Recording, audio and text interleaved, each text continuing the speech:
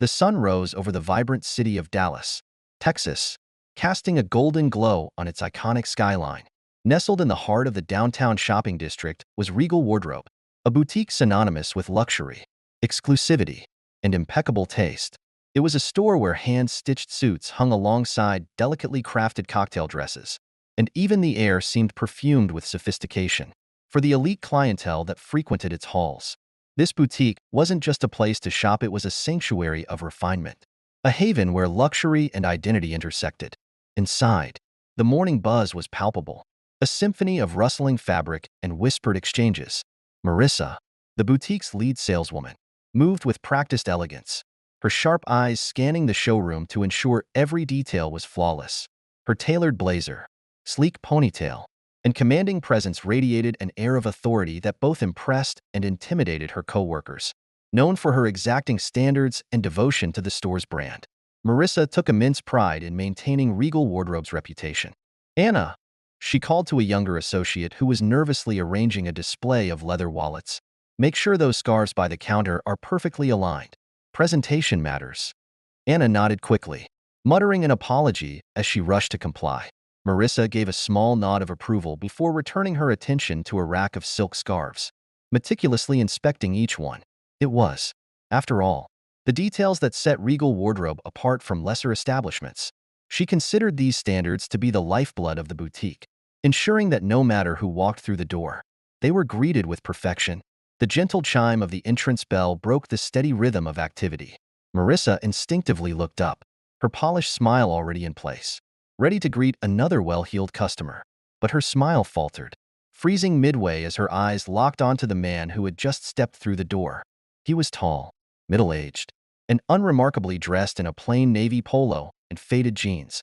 What caught Marissa's attention, however, was the bright red MAGA hat perched prominently on his head. It was a statement piece, one that immediately shifted the boutique's carefully curated atmosphere. The hat, a symbol of political divisiveness to some and pride to others, felt glaringly out of place amidst the boutique's high-end aesthetic. For a moment, the air seemed to thicken. A few customers glanced toward the man, their reactions ranging from polite indifference to faint curiosity. Anna's hands stilled over the scarves, her eyes darting nervously between Marissa and the new arrival.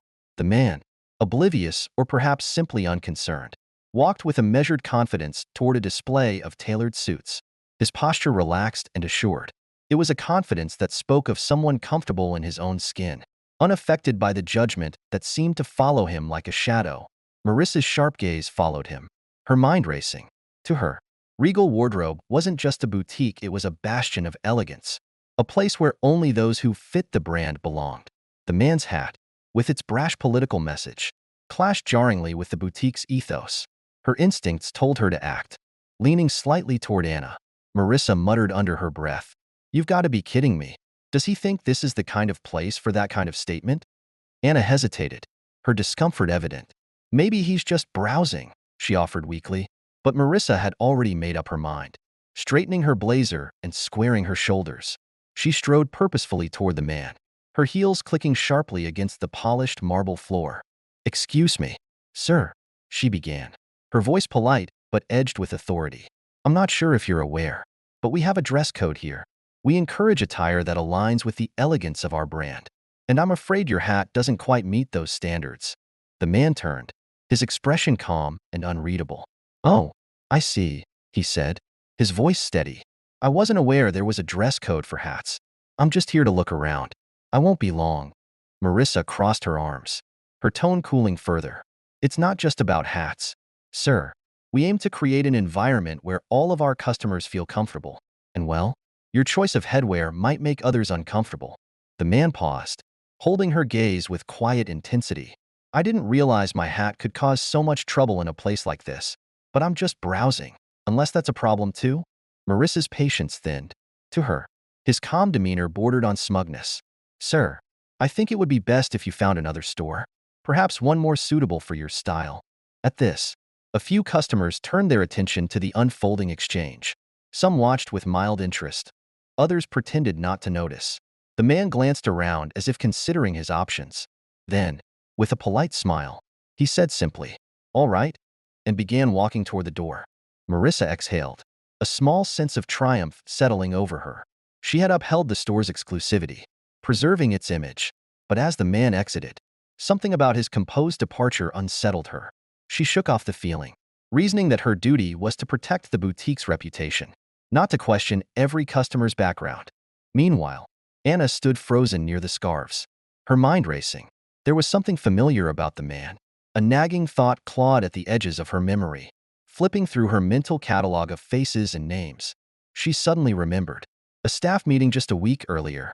The boutique's owner, a corporate tycoon, had announced a new partnership with a major investor, someone who had recently purchased several stores in the chain. That man, Anna realized with a sinking feeling, had been Brian Thompson. Her heart dropped as the pieces clicked into place. Anna debated whether to speak up but hesitated, unsure how Marissa would react.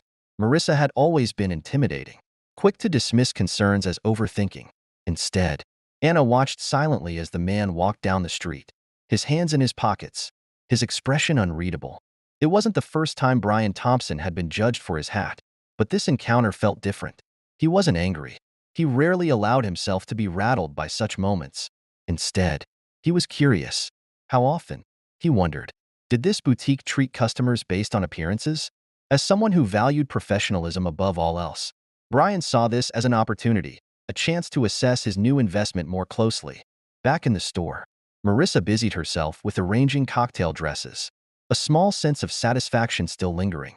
But the atmosphere had shifted. Customers whispered in hushed tones near the counter. Anna fidgeted nervously, unable to shake the weight of her realization. The bell above the door chimed again. Marissa turned, expecting another customer, but her stomach dropped as she saw Jennifer, the store manager, walking in with her usual brisk energy. "Busy day?" Jennifer asked, scanning the store with a practiced eye. Marissa shrugged. "Just the usual crowd. Although we did have an interesting visitor earlier." "Interesting how?" Jennifer asked, raising an eyebrow. "A guy came in wearing one of those MAGA hats," Marissa said, her voice dripping with disdain. "I had to ask him to leave. We don't need that kind of energy here." Jennifer froze mid-step. "You did what?" she asked sharply. Marissa frowned, suddenly uneasy. "I asked him to leave," she repeated defensively. "I was protecting the store's image." Jennifer's face turned pale. She grabbed her phone, frantically scrolling through her emails, finding what she was looking for. She turned the screen toward Marissa. There, in bold letters, was a corporate announcement about Brian Thompson, the new owner of Regal Wardrobe. "Are you telling me you just kicked out the man who owns this store?" Jennifer's voice wavered between disbelief and panic. Marissa's face was drained of color. "No, no way. That can't be him. He didn't say anything about being the owner. Why would he?" Jennifer's tone was sharp. "He's known for visiting his stores unannounced. It's how he evaluates customer service. And now he knows exactly what kind of service we offer here." Marissa's heart pounded as the weight of her mistake hit her like a freight train. She glanced around, the boutique suddenly feeling stifling and foreign. The whispers grew louder in her mind, blending into a deafening roar of regret. As Marissa stood in stunned silence, the weight of her actions began to sink in. The showroom, which had once felt like a stage she commanded with precision and grace, now seemed suffocatingly small. Her mind raced with possibilities. Could she salvage this? How would this affect her position? The faces of the customers around her blurred into an indistinct crowd, but their whispers felt deafening. Jennifer's voice snapped Marissa back to reality. "We need to fix this and fast," the manager said, her usual air of control replaced with a palpable urgency. "If Mr. Thompson decides to take action, it won't just be your reputation on the line, it'll affect the entire store." Marissa's throat tightened. "What do we do?" she managed, her voice quieter than usual. The self-assured tone she was known for had vanished, replaced by a mix of fear and uncertainty. Jennifer sighed and pinched the bridge of her nose. "First, we wait to see if he contacts us. If he doesn't, we'll need to reach out and apologize." "But Marissa, this isn't just about words. If there's any hope of making this right, it's going to require more than a generic apology." Meanwhile, Anna hovered near the cash register, the realization of what had happened leaving her uneasy. She couldn't help but replay the scene in her mind, remembering Brian Thompson's calm demeanor and polite smile. Unlike Marissa, who seemed on the verge of panic, Anna felt an overwhelming sense of regret. She had recognized him too late, and now she wished she had spoken up. On the other side of town, Brian Thompson sat in a quiet cafe, sipping a cup of black coffee. The boutique's incident replayed in his mind, not with anger, but with a curious mixture of disappointment and resolve. As a self-made businessman, Brian had always believed in leading by example. His success wasn't handed to him, it was the result of years of hard work, humility, and an unwavering commitment to integrity. The MAGA hat, for Brian, wasn't just a political statement. It represented his beliefs about freedom, individuality, and the importance of standing by one's convictions. He was no stranger to judgment because of it, but he had learned to brush off the occasional stares and snide comments. Yet today's experience felt different. It wasn't a random passerby or a casual stranger, it was an employee of a business he owned. The encounter left him questioning how often such judgments occurred in his stores and how many customers might have walked away feeling unwelcome. Brian's phone buzzed on the table. It was an email from Jennifer, the store manager. The subject line read, "Urgent. Apologies for today's incident." He opened it, reading through her carefully crafted words of regret and accountability. While the email acknowledged the mistake, it felt impersonal, generic. Setting his phone down, Brian leaned back in his chair, his mind already forming a plan. He didn't want revenge, he wanted change. If this boutique was going to carry his name, it had to reflect the values he believed in: respect, professionalism, and inclusivity. And the only way to ensure that was to address the problem at its root. The following morning, Jennifer called an emergency staff meeting. The employees gathered in the store's back office, their expressions ranging from curiosity to unease. Marissa sat near the front, her usual air of confidence replaced by a subdued demeanor. Anna lingered near the back, clutching a notebook she rarely used but brought as a nervous habit. Jennifer cleared her throat, her tone serious. "As you all know, we had an incident yesterday that could have significant consequences for this store and our reputations. Mr. Brian Thompson, the owner of this boutique, visited us and was asked to leave under less than professional circumstances." A murmur rippled through the room. Most of the staff hadn't been aware of the incident until now. Jennifer raised a hand to quiet them. "This isn't about assigning blame," she continued, though her glance at Marissa suggested otherwise. "It's about understanding where we went wrong and ensuring it never happens again." Marissa shifted uncomfortably in her seat. She wanted to defend her actions but knew this wasn't the time. Instead, she focused on Jennifer's words, hoping to glean some guidance on how to redeem herself. "Mr. Thompson has requested a meeting with our team this afternoon," Jennifer announced, her gaze sweeping across the room. "He didn't specify what he plans to discuss, but I expect everyone to be professional and open-minded. This is an opportunity to learn and grow from our mistakes." Marissa felt her stomach drop. Facing Mr. Thompson directly was the last thing she wanted to do, but she knew there was no way to avoid it. This meeting could determine not only her future at Regal Wardrobe, but also her reputation within the industry. When Brian Thompson arrived that afternoon, the atmosphere in the boutique was markedly different. The usual hum of activity had been replaced by a tense quiet. The employees stood in a semicircle near the front of the store, waiting nervously as he approached. Brian's presence was commanding yet approachable, dressed in a crisp blazer and dark jeans. He exuded the confidence of someone who had nothing to prove. He greeted Jennifer with a firm handshake and a polite smile before turning his attention to the rest of the team. "Thank you all for taking the time to meet with me," he began, his voice steady and even. "I want to start by saying that yesterday's incident wasn't just about a hat or a political statement.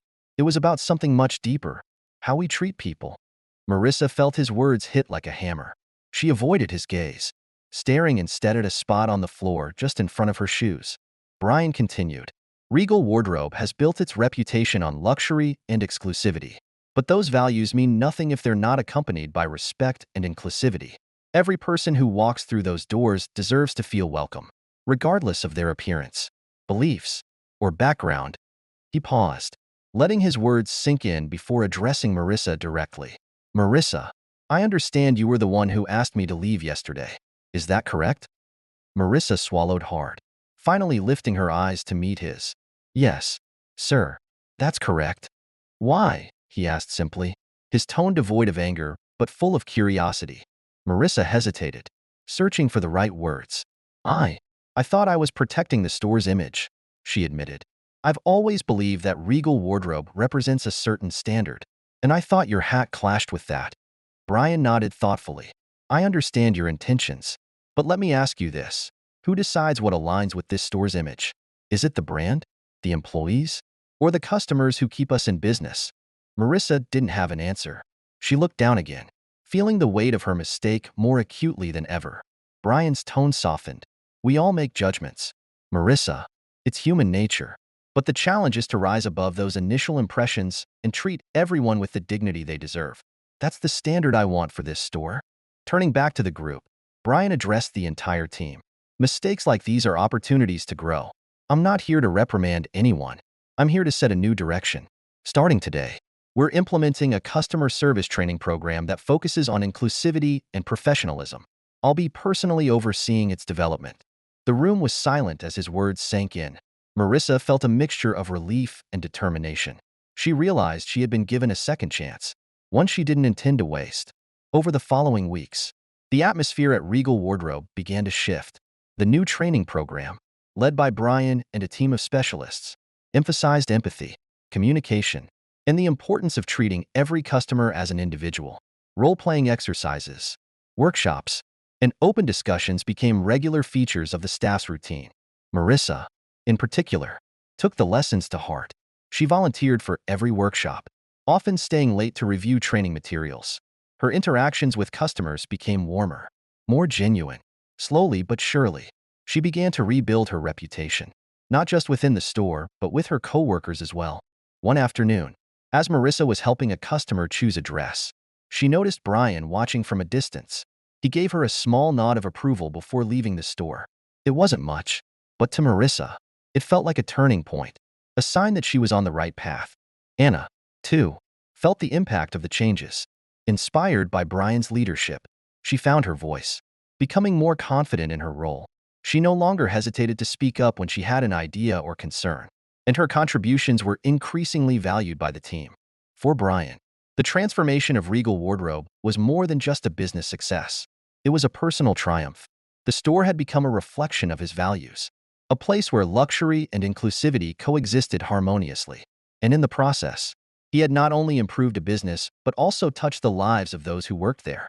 In the end, the incident that had once seemed like a disaster became a catalyst for growth and change. Regal Wardrobe emerged stronger, its team more united, and its values clearer than ever. And for Marissa, the experience served as a powerful reminder that true professionalism isn't about exclusivity. It's about respect.